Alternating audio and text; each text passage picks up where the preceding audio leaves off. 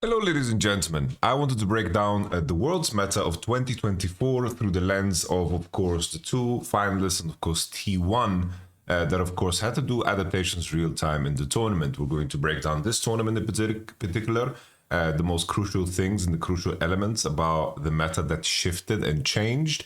And additionally, of course, some examples from past tournaments just to highlight how important this adaptability is. So something that I mentioned in, of course, the previous video about, what makes the World Championship different is you need to have the guts to be able to pivot real time, and not only the guts, but the players to have the capacity to do so. Some players are a lot more reliant on getting a lot of repetitions in, but usually those are the teams that get stuck in playing one way and lose out. Unless you are, for example, Damwon 2020, when everything just aligns perfectly for you, you're going to have a hard time when adaptations happen in the tournament. What were those adaptations? I think the most fundamental ones was, of course, first and foremost in the mid lane. We had a focus on Orianna Nocturne for a small stint, and then people started picking, for example, LeBlanc or Ahri into it, and were very, very safe on side. And they realized, most teams realized that, of course, farming on side was very difficult with Orianna. A big trend in this meta, something that, of course, T1 figured out super, super well, is that there are ways where you can create circumstances where you have optimal farm distribution. The T1 recipe is as follows. This is something that we always see. They always look for strong utility in jungle to enable any support pick. If you think back, some of the worst moments of T1 is when they play like TF top, Lucian Nami, didn't have any utility in the jungle, played like TF, Lee Sin, Lucian Nami, and didn't really have anything to create space and to, of course, facilitate the champions that Korea, of course, play so well on. So always it's the same recipe. Rel jungle was something that was crucial for them. Sejuani, Vi, Nocturne, Skarn, of course, is another champion. You get the gist of it. The same thing for mid lane, right? In conjunction with this is that Owner is a player that likes to farm super much regardless of what he's playing. He's one of those Vi Sejuani players that reach 2 items, reach 3 items, and the way they make sure that he can farm all the time is creating a circumstance where Faker pretty much needs to farm on his own. That's why on some occasions we see him getting ganked and killed, but in a lot of cases as well, he can push waves on his own with the likes of Ahri, Yone, Galio, Silas. If you think back to 2022 and 2023, Faker was known for a very unique build on his Orianna and Azir. He was building very tanky with Crown and Hourglass, and a big part of this was to make sure that he's never pressured on side. And this is a very, very crucial detail in terms of how T1 like to approach a game. We already mentioned support, but in conjunction with a jungler that wants to farm a lot, you also want to create a circumstance where your support can get vision on his own. And you can see those cases where they play Pyke, Rakan, Bard, where, of course, using the tempo advantage and the move speed advantage that Korea, of course, gets so much vision. I made a video on how Korea gets information for his team. This is something you can check out on the channel. Another way of how they play is Renata, Nico, and Bard. And these champions kind of play through mid, through the matchup. Bard probably fits more in the previous one. I kind of put them in both. But Renata and Nico pressure through mid together with the AD and force the enemy support to match for their AD so they are safe. And this is another way of getting information. Top lane, I think the main adaptation at this Worlds was, of course, that Zeus started picking top laners that are very strong in swap scenarios. We had Ornn games, Gragas games into Jax, and I think this was the main adaptation and maybe the new layer of gameplay for T1, because in the end, I do think that they were probably the best lane swap team at the tournament. This is something that Zeus had to add to his pool, and he definitely did. In a lot of cases, he picks counters the same way he did here with the Gragas into, of course, the Jax, and the Ornn Nocturne into Rumble specifically. So countering is still an essential part of Zeus. If you think back to his Yone gameplay or his Aatrox blind, he was very, very good at finding niche counter picks because nobody else played Gragas top, not even Doran. The final piece of this that of course cements it is that they pick the strongest lane ADC to enable support flexibility. When Korea is staring down the barrel of a 5-pick, he wants to have room to pick everything. Some ADs only pair with some ADs, and if you put yourself in a weak lane phase, that can make your map kind of collapse. That's why we often see Gumyushi on the strongest lane, AD, to enable super flexibility, Ashe, Kalista, Varus, and Caitlyn. So, tying it back to the main adaptations that occurred, right? We had the Orianna Nocturne, it had its stint, it looked good in the beginning. Yone and Smolder speaks for itself, we don't need to talk about that. And then things evolved into Ahri, very Ahri-heavy tournament. And then people realized Sylas ult gets reset, and Sylas against Ahri looked quite unwinnable for Ahri. It looked very, very difficult, unless the draft, of course, is good against Sylas in other positions, like Xayah AD or Kalista Renato or whatever, right? And then by the final adaptation that we saw, after some time, teams were actually blind picking Sylas, and Galio came in as the big swinger that, of course, changed, the path of the tournament. There were, of course, examples where Galio couldn't be picked because, let's say, Bilibili picked Ziggs in that game against, T1, the game 4 that they lost where they had Ziggs. Ziggs Galio is not a good combo, and you can't necessarily find, great situation for Ziggs and Galio to be paired together. Obviously, there's some counter picks here and there, like the Syndra and the Akali that showed up every now and then. But the main trend that we saw is the pivot to Ahri, the pivot to Sylas, and then finally the pivot to Galio, where, of course, T1 ended the tournament with a Galio blind pick, where people realized that Galio is just straight up strong, and the enemy team doesn't have any AD options to play into the Galio, because, of course, Bilibili just lost on Smolder and didn't have access to the Yone because T1 banned it. Another crucial adaptation that we saw at this tournament was just the adaptation of course, AD carry pool. Ashe, Varus is unique to maybe Elk and, of course, Gumyushi. But Ashe, Kalista, Prio became absurdly high, and then when these champions were banned, people were playing Kai'Sa and Ezreal. On the right-hand side, you have set champions like Ziggs that, of course, needed AD carries in the mid lane to be played, like the Yone.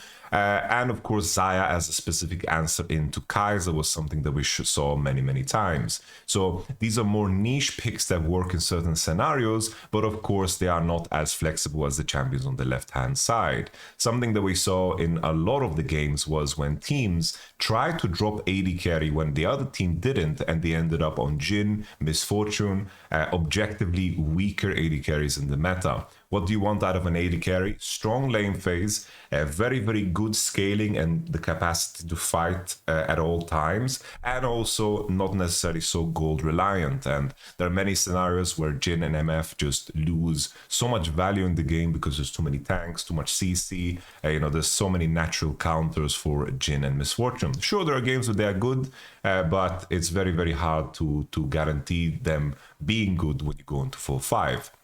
So think about these two main things. These were the main adaptations that T1 did super, super well. And of course, Bilibili also did well all the way into the finals. If we look at some of the examples in terms of T1's path to victory, in the beginning, I mentioned, of course, the T1 recipe that I showed, the T1 recipe. The Neeko was something that couldn't farm so well on side, and this is something that they adjusted to. The Neeko was never picked again for the mid lane for, of course, Faker after losing out on this match, because it was very difficult for him to actually scale and grow stronger on side. He was forced to go through mid, and was trying to find engages, and it didn't really work out.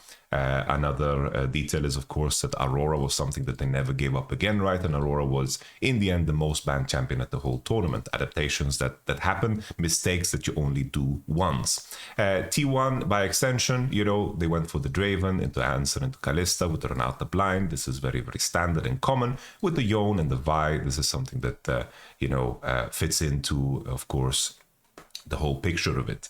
This Bilibili versus T1 game, I think, also highlighted a bit of a problem that they had in terms of how they managed their side lanes. If we look at some of the moments in this game where Bilibili actually had swing timers, it was indeed when they actually managed to find catches on side. The first time, I believe they killed Faker on side. Let me find the specific moment. This one. And I think the crucial thing that when T1 played the range supports and they can't drop vision, the enemy team, Bilibili, what they do well is that they collapse as 3 on side because Keria would always be limping into the situation. If the Jhin is in no danger, then it means that the enemy has priority by being 3 into side, and these are the moments where Faker and, of course, Zeus gets pressured the most. We take a look at this moment. Faker, of course, falls here on a nice gank from the scanner, and Faker is in isolation, and the Vi and Neeko are very, very, just too slow to be here. They are not ready to punish, not ready to pounce, they're not ready to fight together, and Owner as a player that likes to farm super much, and Korea puts his ward garden around, of course, the mid lane. Later on, we had a similar scenario where, first and foremost, there was the moment where Bin solo killed Nar, and in the end, there was a play that happened on bottom side. In this moment in time, you can see the T1 are kind of struggling to kind of etch out on the map to find information. Right now, Nar is trying to get some vision for himself because he's in complete darkness. The only thing that they see is on. But Skarner is currently in fog of war, and there is no way for them to get information. So right now, of course, Bilibili is pushing on all sides. T1, if you want to break this type of a pattern, probably they need to be going 3-man through mid to break the Jhin. But in moments where they as players can't steal the waves as solo laners, and they can't get free information with Korea, this is where T1's mid game suffers a little bit. Obviously, in this game in particular, the situation where T1 just beautifully out-teamfight them on the Nashor, and this is of course a massive strength of theirs too in terms of their execution, but I wanted to highlight it in unison with what they are drafting, right? In what they are drafting is so crucial. If they can't get information with the range chaps through mid, they kind of struggle, similar to how we saw at the Blitzcrank game where On played Blitzcrank against Korea on a range champ, I believe it was Renata, and he couldn't really breathe. It was the Kalista Blitzcrank, and he couldn't cross out on the map, and he had a hard time. So tying back to the evolution of what I mentioned in terms of how T1 went through the tournament, eventually there was also this best of 5 where I think that these games weren't the best for T1's bot lane. They won in the end, of course, but I do think that they realized that they need to kind of shed away from the scenarios where they land on Jhin, they land on Leona, and Jhin and Leona. They got away with the win, of course, here because they are just way better than G2, but I have to say that game 2 was rather close, and I think it stems from the same thing. We look at the rest of the evolution of T1 when it comes to, of course, the main event.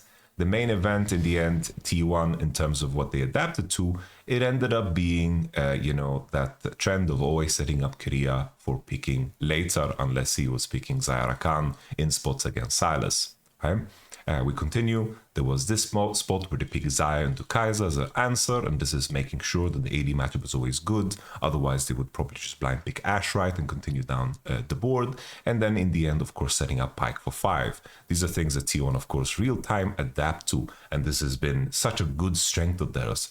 They recognize losers and they move on really, really, really well. If you want an example of a team that didn't do that so well, I think you don't have to look further than G2. G2 is a team that gets kind of stuck in their preparation and they are too fearful of moving on. Orianna Nocturne and giving Jack Skarner. There was, the previous series too, where G2, of course, played Orianna Nocturne. This was more passable because the enemy had a very outdated draft 2 and the Jhin against Kalista, and of course Weibo don't fulfill the rules of the meta that I mentioned before, but they played so much, of course, Orianna and Nocturne that you could basically make yourself sick. They stuck to it 4 games in a row, and it's very clear that they were more fearful of the enemy having it than them going away from them that choice themselves. And then by the time they made their adaptation, it was a little bit too late, right? They moved on from the Orianna, no one picked it. They picked the Sylas, the enemy blind picked Nico, which wasn't good either, but they picked the Sylas and got themselves a win after, of course, adjusting to what's going on at the tournament. Keep in mind, even here, they could have first picked Skarner, and that's what makes it such a big pain point. So we continue now on to, of course, the path of T1, what I mentioned in terms of their adaptations. T1, Ashe Renata, same thing with the Vi and making sure that the top lane is good in swap and making sure that they have a champion that is good in the of course, just good strong utility for, of course, owner is the best because his team fighting is absolutely insane.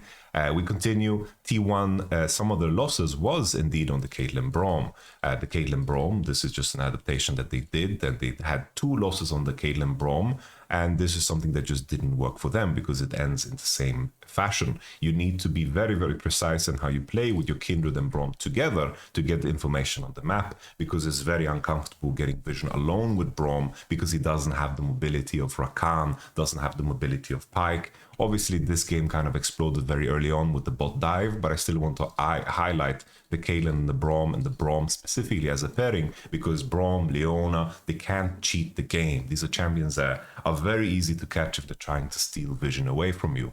We continue here in this particular pocket. Of course, the Ashe, as we highlighted in, the adaptation for AD carry, picking Ashe early is super, super crucial. They realize that the AD carry situation is super strong. And then the Renata blind got so much value because Lehens is picking Rel and melee support into Renata in spots where, of course, Korea would pick Renata into them if he was on the other side. We continue. The final game was, of course, the Pike game, where Lehens was getting completely outplayed, and we can just see the kind of the pattern clearly emerge here. Strong AD, last pick. In this case, another top laner, the strong and swap Jax. That's a big part of why he's so OP, hard to dive, scales well, and of course he's picking Jax in this spot because the enemy is showing Ashe and Tristana good against full AD comps, and they continue down the line.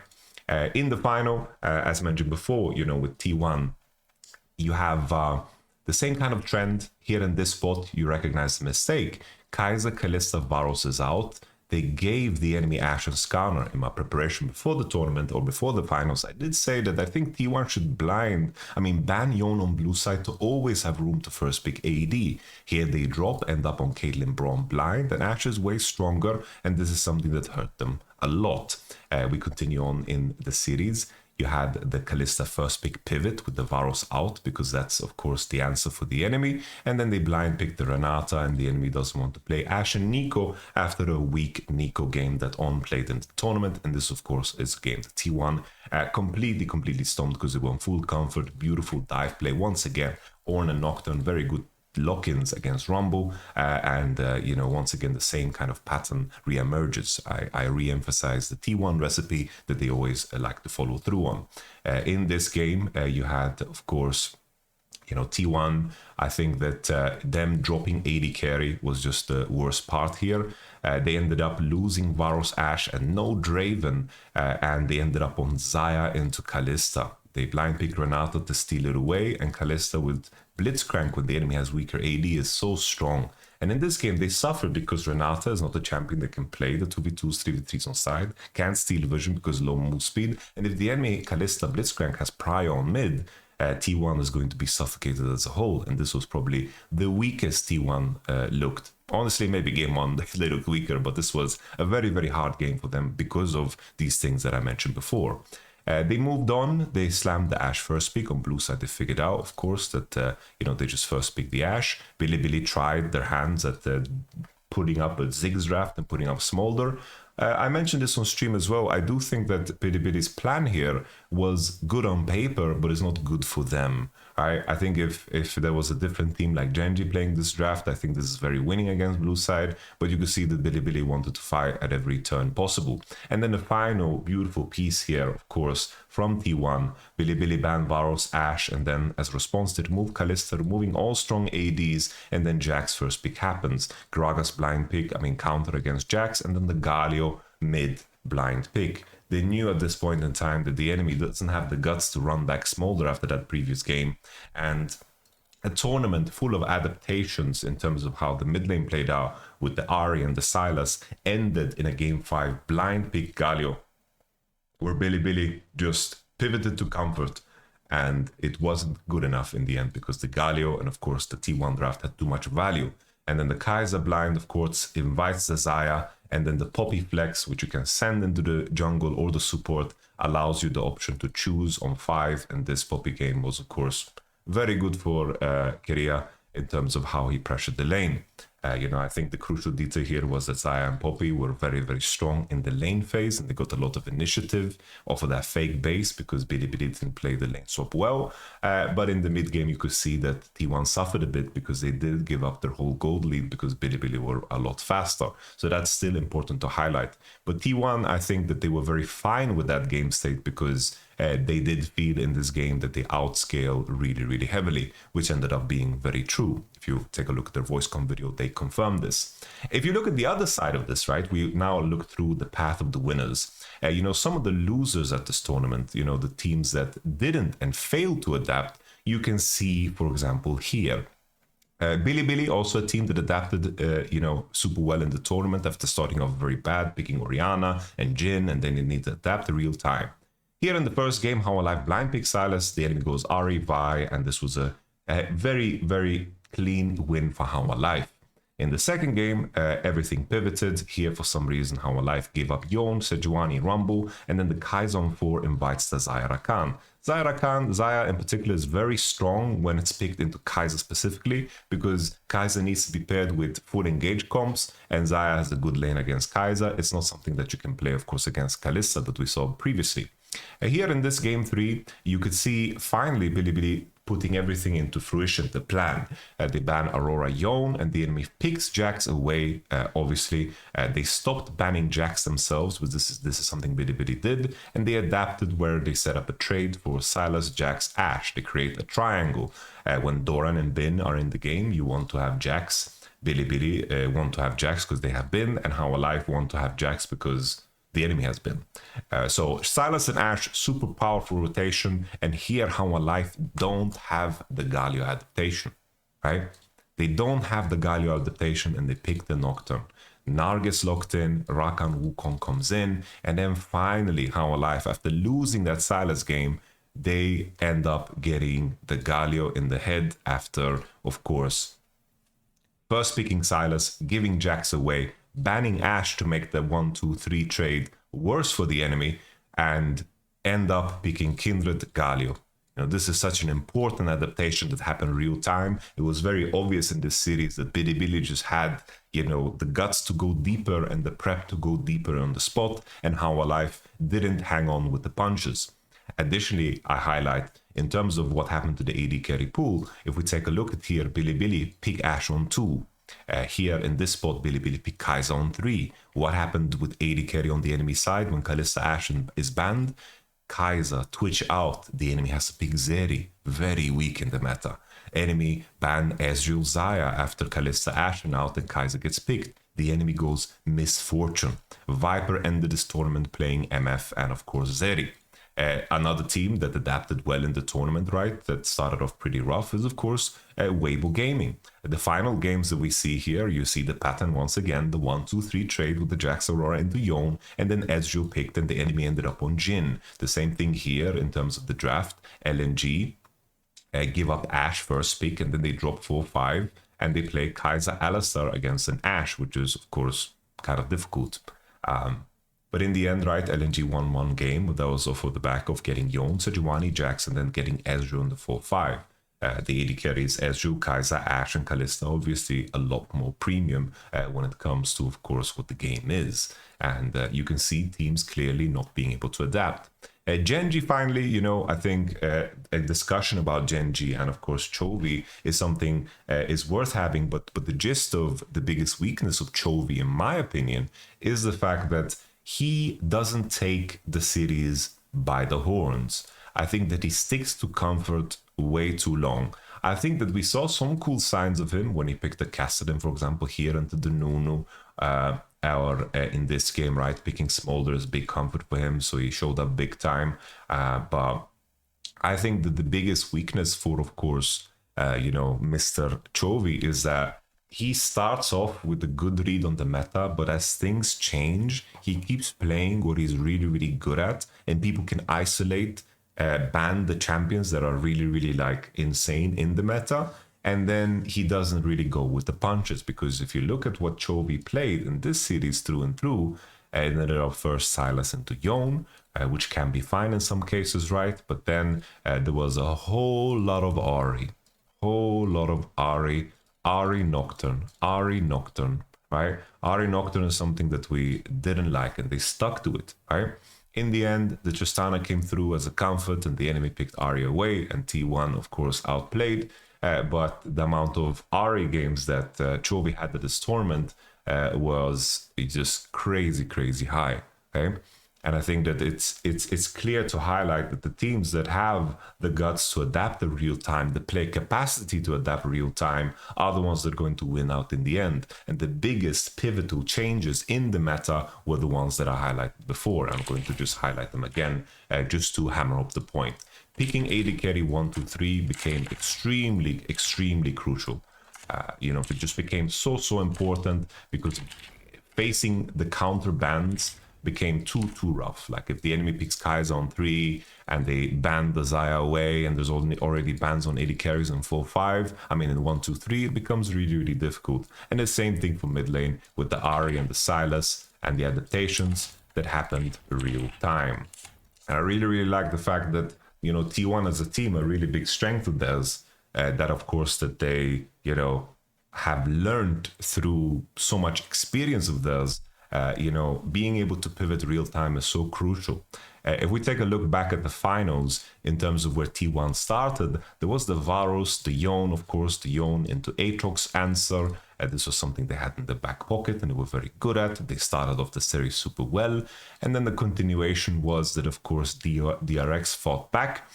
And how DRX fought back was with the shape of the Camille. I think the more significant games were a little bit later, where T1 slammed Azir and picked Varus Karma to set up the Varus lane, which was super strong at the time. You guys remember the steals left and right. And then you have, in the end, DRX also recognizing, damn, we need to be picking this Azir away because this is a crucial champion for Faker, which of course this is something that they did. And then with the Yone ban aligned for their Aatrox, of course, blind pick. Here, T1 was very knee deep into the idea of counter picking, but I think that the biggest miss for them in this one was not recognizing how strong Aatrox was. As you can see in the first initial game, they beat Aatrox with the Yone, but never that same matchup happened again, right? Here, T1 picked Aatrox themselves and they lost the game, and they lost the plot in terms of the strength of Aatrox. They lost the plot in terms of the, bans also coming in. Here, in particular, DRX, they banned Lux to make the Caitlyn weaker per se, to then set up a triangle because here Heimerdinger, Renata and Lux were out and Yuumi as well. So T1 felt compelled to pick Karma because there's 2 AD carries open in Varus and Caitlyn, and then they can create a scenario where they always have a pushing bot lane with either Caitlyn Karma or Varus Karma because of all these super bans. But this left DRX the option to go, of course, Azir and Caitlyn, and Aatrox somehow came through. And I think that the biggest lesson for T1, of course, was to not be stubborn, let go of the things that, of course, are doing severe damage. And on the flip side, DRX recognizing, the strength of Aatrox, the strength of Azir. And I like to bring this one up because, people look back to Zeka's tournament run as a player that just played melee champs. But in this moment, he had the capacity to play a pretty damn good Azir too. And that's, of course, so crucial to make these adaptations that I mentioned. If you think back to Worlds 2023, there was a crucial game that changed T1's whole outlook and whole draft idea in terms of how they approached the tournament. T1 played a game against GENGs where the enemy removed Caitlyn, Renata, Kalista, and they first picked Xayah. T1 picked Kai'Sa, Alistar into it, and this was a game where the enemy team just completely annihilated them. The same kind of patterns emerge in terms of the weakness of T1 that we always mention, is that T1 are trying to put down enough vision to make Faker safe, and then Owner is marking. But look here how beautifully Delight and Peanut cross through, of course, through, of course, their own jungle. This is something that we saw Peanut and Delight do against FlyQuest 2 in terms of how they cut through and ignore mid. And this is where Korea is, putting a ping, is spotted on Vision, and then Chovy collapses on Faker.